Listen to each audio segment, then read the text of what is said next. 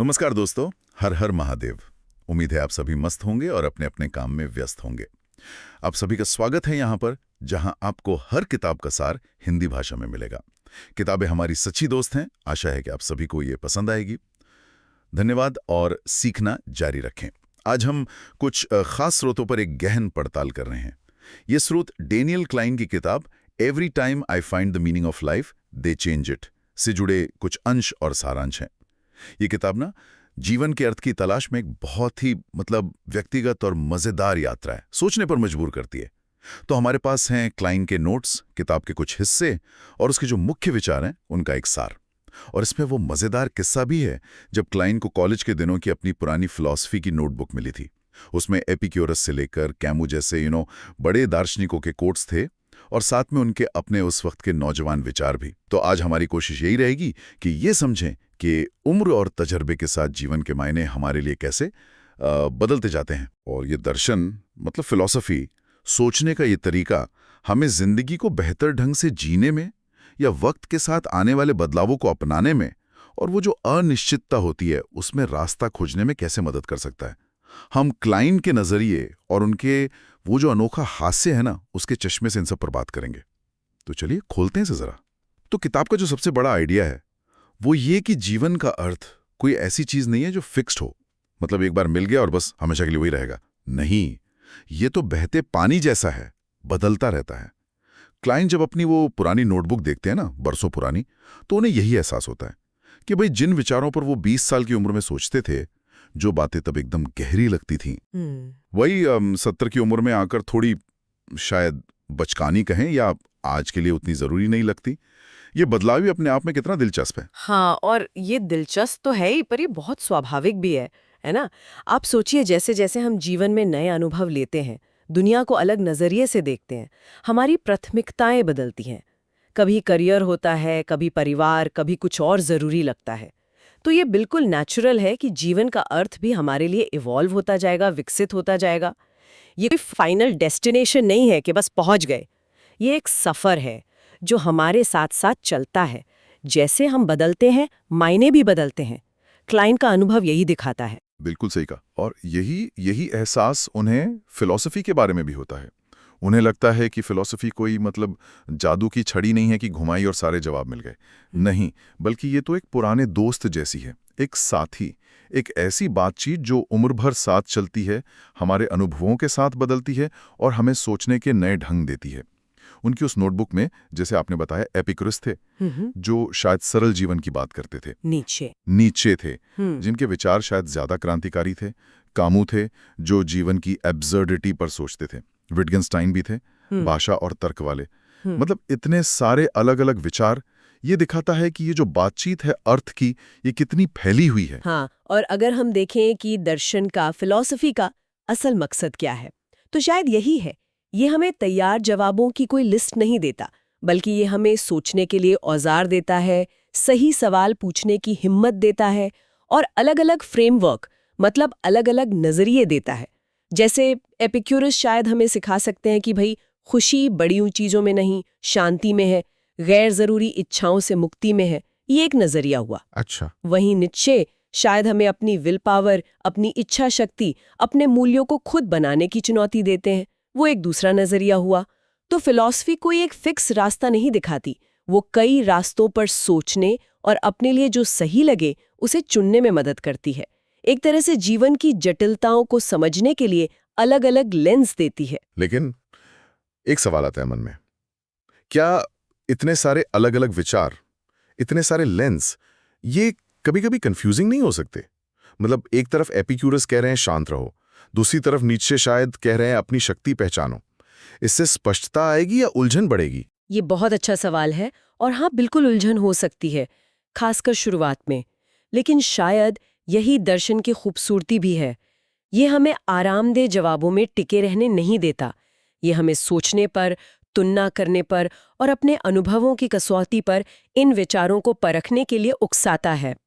Kline की यात्रा भी तो यही दिखाती है।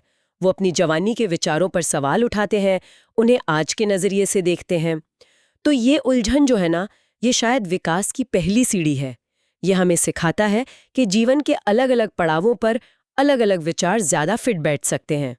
हो सकता है 20 की उम्र में नीत्शे का जोश अच्छा लगे और 60 की उम्र में एपिक्यूरस की शांति।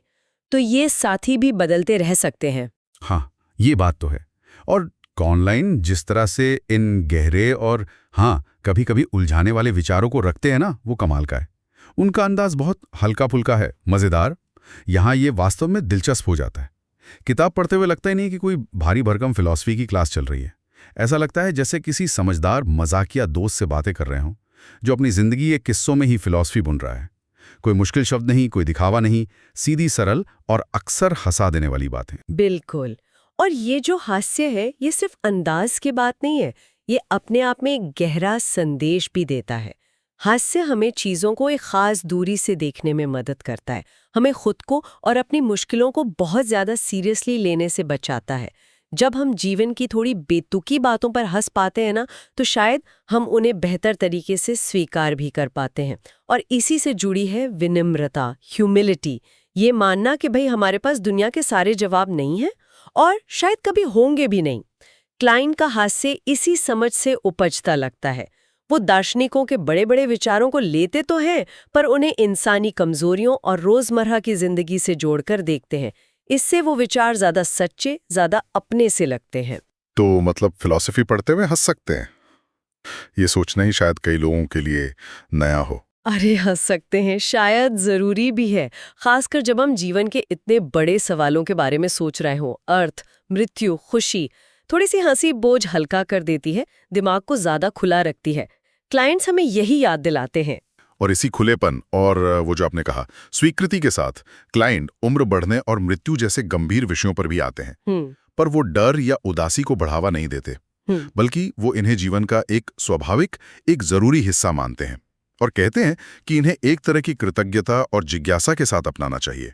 जैसे मौसम बदलते हैं, वैसे ही जीवन के ये चरण भी हैं। इनको स्वीकार करने में ही समझदारी है। हाँ, और ये जो स्वीकृति का विचार है, ये कई प्राचीन दर्शनों और आध्यात्मिक परंपराओं के बिल्कुल केंद्र में रहा है। जैसे स्टोइक फिलॉसफी है, जो करीब 2000 साल पहले ग्रीस और रोम में थी। वो सिखाती है कि हमें अपनी एनर्जी उन चीज़ों पर लगानी चाहिए जिन्हें हम बदल सकते हैं, जैसे हमारे अपने विचार, हमारे कर्म, और जो हमारे कंट्रोल से बाहर हैं, जैसे मौसम, दूसरों का बर्ताव या उम्र का बढ़ना, उन्हें शांति से स्वीकार करना चाहिए। इसी तरह बौद्ध धर्म में भी इम्पर्मनेंस यानी हर चीज के बदलने की जो प्रकृति है और वर्तमान क्षण में जीने पर बहुत जोर है। जब हम ये समझ लेते हैं कि सब कुछ बदल रहा है, तो हम बदलाव से लड़ने की बजाय उसके साथ बहना सीख सकते हैं। क्लाइन भी अपने तरीके से इसी स्वीकृति और वर्तमान की कद्र करने की बात करते नजर आते हैं। ये डर को खत्म नहीं करता शायद, पर उसे संभालने का एक रास्ता दिखाता है। ये स्वीकारती सुनने में तो अच्छा लगता है, लेकिन असल जिंदगी में इसे प्रैक्टिस करना कितना मुश्किल हो सकता है, खासकर जब बात उम्र की हो या कोई लिमिटेशन आ जाए। मुश्किल तो है, बिल्कुल है, इसमें कोई शक नहीं। ये कोई स्विच तो है नहीं कि ऑन किया और हो गया। ये एक लगातार चलने वाला अभ्यास है, एक प्रैक्टिस है। शायद स्वीकृति का मतलब ये नहीं है कि हमें खुश होना है कि हम बूढ़े हो रहे हैं, बल्कि ये समझना है कि ये जीवन की प्रक्रिया का हिस्सा है और इसके खिलाफ लड़ने में अपनी एनर्जी बर्बाद करने की बजाय हम इस पल में जो अच्छा है, जो मुमकिन है, उस पर ध्यान दे सकते हैं। क्लाइन की किताब इसी अभ्यास की ओर एक नर्म सा इशारा करती है, कोई कठोर निर्देश नहीं। सही बात है। और ये सारी बातें, अर्थ का बदलना, दर्शन का साथ होना, हास्य, स्वीकृति, ये सब मिलकर हमें एक और जरूरी विचार की ओर ले जाती हैं। प्रामाणिक रूप से जीना, ऑथेंटिक लिविंग, यानी अपनी सच्चाई के साथ ईमानदारी से जीना। क्लाइन अपनी किताब में अस्तित्ववादी और मानवतावादी दार्शनिकों का जिक्र करते हैं। अस्तित्ववादी जैसे सार्त्र या कामू, वो मानते थे कि जीवन का कोई पहले से तय मतलब नहीं होता, हमें इसे खुद बनाना होता है, अपने चुनावों से, अपने कामों से। और मानवतावादी विचारक भी इंसान की गरिमा, क्षमता, मूल्यों पर जोर देते हैं। करकाइन इन विचारों से प्रेरणा लेकर कहते हैं कि हमें बाहरी दिखावे या समाज की उम्मीदों के बोझ तले दबने की बजाय अपनी अंदरूनी आवाज सुननी चाहिए, छोटी छोटी चीजों में खुशी ढूंढनी चाहिए और अपने लिए जो मायने रखता है उसे अहमियत देनी चाहिए। और यहीं पर एक बहुत बड़ा और शायद आज के समय का सबसे मुश्किल सवाल खड़ा होता है कि किसी व्यक्ति के लिए असल में प्रामाणिक रूप से जीने का मतलब है क्या? खासकर आज की दुनिया में जहां सोशल मीडिया है, दूसरों की परफेक्ट जिंदगी दिखती है, सफलता के तय पैमाने हैं, परिवार और समाज की उम्मीदें हैं। इन सब के बीच अपनी असली आवाज कैसे सुने? दर्शन यहाँ फिर मददगार हो सकता है। ये हमें अपने मूल्यों पर सवाल करने, उन्हें साफ करने के लिए उकसाता है। ये पूछता है, आपके लिए सच में क्या जरूरी है? पैसा, नाम, रिश्ते, ज्ञान या बस सुकून? जब हम इन सवालों पर ईमानदारी से सोचते हैं, तभी हम शायद प्रामाणिकता की ओर पहला कदम बढ़ा पाते हैं। ये एक लगातार चलने वाली खोज है, खुद को बेहतर समझने की कोशिश। ये वाकई एक गहरी खोज है। तो अगर इन सभी विचारों को एक साथ देखें, क्लाइन की इस यात्रा और उनके हास्य और दर्शन के मेल से हम अपने लिए क्या खास निकाल सकते हैं? मतलब इस पूरी चर्चा का सार क्या बनता है? मुझे लगता है सबसे बड़ा सबक यही है कि जीवन के अर्थ की तलाश कोई ऐसी पहेली नहीं है जिसे एक बार हल कर लिया और बस काम खत्म। ये तो एक बहती नदी है, हमेशा चलती हुई, हमेशा बदलती हुई। और शायद यही बात जीवन को इतना रोमांचक और जीने लायक बनाती है। उम्र, अनुभव, हालात, ये सब हमारे नज़रिए को बदलते हैं, हमारे लिए मायने रखने वाली चीज़ों को बदलते हैं। तो समझदारी शायद इसी में है कि हम इस बदलाव को स्वीकार करें, उससे लड़े नहीं, और इस सफ़र में जिज्ञासा को अपना साथी बनाएं, मुश्किल वक्त में हास्य का सहारा लें और ये विनम्रता रखें कि हमारे पास सारे जवाब नहीं हैं। क्लाइन की किताब कोई भारी भरकम उपदेश नहीं देती, बल्कि एक नर्म सी याद दिलाती है कि हम सब इस यात्रा में हैं, अपने अपने बदलते सवालों और जवाबों के साथ। ये हमें खुद पर और जीवन पर हंसने की भी इजाज़त देती है। हाँ, और सबसे अच्छी बात यह है कि ये सारी गहरी बातें इतने सहज, सरल और मज़ेदार तरीके से कही गई हैं। पढ़ने वाले को बोझ बिल्कुल महसूस नहीं होता। ऐसा लगता है मानो किसी पुराने दोस्त से ही जीवन के उतार चढ़ाव पर बात हो रही हो, जिसने रास्ते में कुछ फिलॉसफी की किताबें भी पढ़ ली हैं। ये दर्शन को आम इंसान की पहुंच में लाता है, उसे डरावना नहीं रहने देता। तो चलिए आज की इस बातचीत को यहीं रोकते हैं, लेकिन जाते जाते एक सवाल छोड़ जाते हैं जिस पर शायद आगे सोचा जा सके। अगर ये सच है कि जीवन का अर्थ हमारे लिए लगातार बदलता रहता है, तो क्या असली सवाल ये है कि जीवन का अंतिम या सबसे बड़ा अर्थ क्या है? या शायद ज्यादा काम का सवाल ये है कि हम इस बदलते हुए अर्थ के साथ कदम से कदम मिलाकर कैसे चलें? या और भी करीब से देखें तो अभी इस पल में हमारे लिए सच में क्या मायने रखता है? शायद जवाब इन्हीं सवालों में छुपा हो।